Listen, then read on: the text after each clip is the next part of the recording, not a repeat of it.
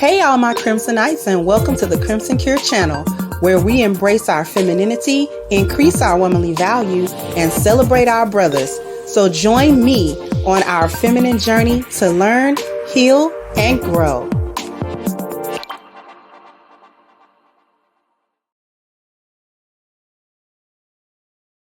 Hey there, my Crimsonites, and welcome to the Crimson Cure channel. I'm your hostess, femininity coach, and author of The Crimson Cure, and this is my perspective, and I'm welcoming you to another review of Co-Parenting with the Sperlings, which airs every Thursday evening on Dennis Sperling's channel.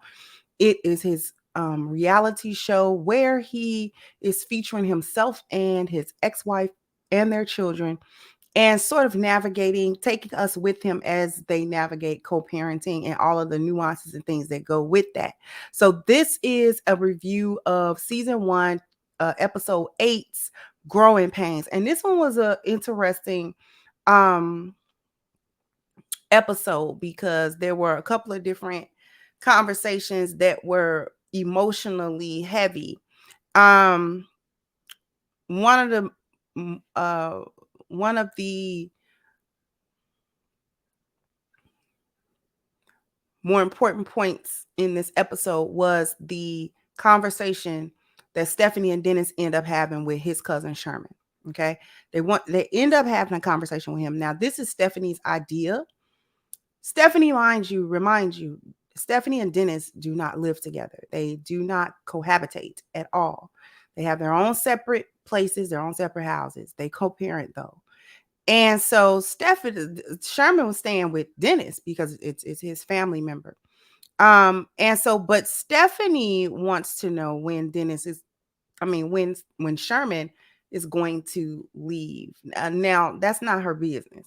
Yet she wants to know information that is not her business. Now, this is a lesson in messing around and finding out, because you're not opening cans of worms that don't have nothing to do with you. That's a sure way to get into some conversations that you might not have anticipated being in or wanted to be in. And it was a little bit of a shock to her because Sherman did a Uno reverse because she wanted to know, like I said, when Sherman was going to leave. Not her business. But she inserted herself, and so she kind of got what she was looking for. Okay. During that conversation, Sherman becomes obviously irritated by the fact that she is there. And so he's kind of looking at Dennis like, why is she even here asking me questions when you and I are the ones who are interacting? Well, she want to know some information for why am I telling her information? Y'all don't even live together. So why is this a conversation for her to be concerned with, which is facts? And so Dennis is sort of like, he's placating her again by allowing her to insert herself in business that doesn't have anything to do with her. But at the same time, Sherman expresses a disappointment with that, and a disappointment in Dennis for that, and a disappointment in them both for how they interact with their co-parenting. Because we're looking at it from a reality TV standpoint, we don't see all of the things that one might see living when the cameras are off. And so, since Sherman knows them quite well, he thinks that they are actually operating in a way that might not be best between each other. Like their interaction isn't really good, not quite functional in a healthy way. So asking him to leave, or asking him when he was gonna leave, actually sparked that conversation because he became offended. He became offended at the question, offended to ask him that. So it was like, okay, let's if we're gonna talk about all of it. We're gonna talk about all the stuff, because I'm ready to go anyway, because of how the energy and the dynamics are actually going. I actually don't approve. Y'all need some parenting books. Y'all need something to help y'all. And he said, I'd rather go back to Compton and just chill over there rather than be over here in, he didn't say foolishness, but it's like over here in y'all pot which isn't all that it's cracked up to be, or it looks polished, but it's not. And so therefore this dynamic is off. So I don't necessarily really want to deal with it. So I'm gone. Matter of fact, I'm gone immediately. And so that was actually one of two very interesting conversations that was held. The other conversation I thought was interesting was the one towards the end of the episode, which ends up being the season finale. Stephanie and Dennis have an intense conversation about how they operate with one another. And it was probably sparked by the conversation that was had with Sherman earlier to make them reflect on it and make them speak about that with each other. And so the conversation itself was actually really emotional, and it was especially so for Stephanie. The amount of emotion that she showed as they talked about the third child that Dennis has, as she spoke to him about how she supports him still and how she supports her son still, and essentially still operating in some capacities like a wife would without the relationship, because the co-parenting relationship would require at least a percentage of that action as a wife if you're going to have healthy co-parenting, right? And the conversation was sort of emotional for Dennis too, because listen, let me just keep it real with y'all. There at least at the time of this filming, there are still obviously residual romantic feelings between the two. The lines are blurred because they're co-parenting in such close proximity.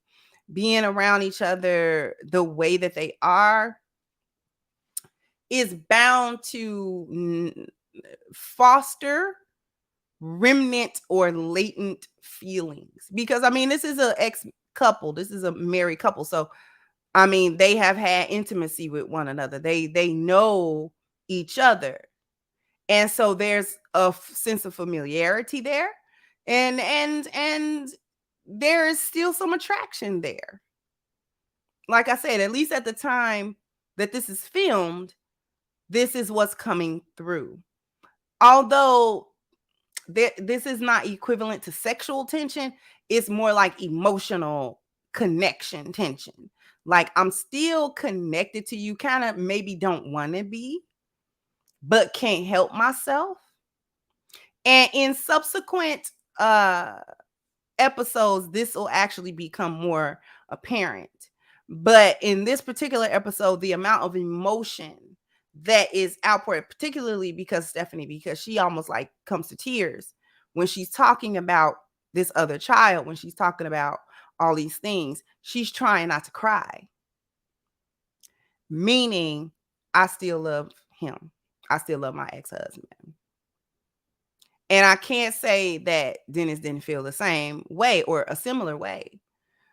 Maybe, like it's interesting to look at that person and be like, what if we could try this again, but in light of a new understanding with each other? We've already been through the divorce.